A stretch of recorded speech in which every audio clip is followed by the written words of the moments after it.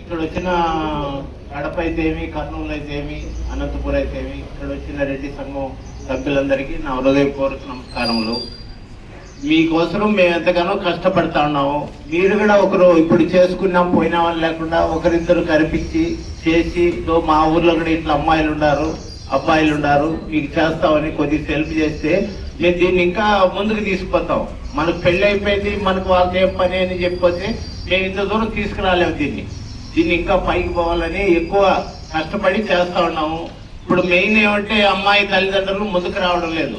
అబ్బాయి తల్లిదండ్రులు వస్తూ ఉంటారు కానీ అమ్మాయి తల్లిదండ్రులు కోరికల మీద కోరికలు ఏం చెప్పినా ఇంకా ఇస్తారా ఇట్లా చెప్తా ఉన్నారు కానీ కరెక్ట్ గా వాళ్ళు డెసిషన్ తీసుకోలేకుండా ఉన్నారు. తల్లిదండ్రులు చెప్పలేకుండా ఉన్నారు. అమ్మాయిలు వాళ్ళకు ఫ్రీగా వదిలేసినారు. అట్లాంటప్పుడు ఎట్లా అవుతుంది? కాబట్టి దయచేసి అమ్మాయి తల్లిదండ్రులు కూడా కొద్దిగా ఆలోచించి అబ్బాయి ఎట్లా ఏమనేది చూసి వాళ్ళకు సరిపోయే సంబంధాలు చూసుకొని తొందరగా సెట్ చేసుకుంటే ఫ్యూచర్ లో బాగుపడతారని కోరుకుంటూ సెలవు తీసుకుంటాం.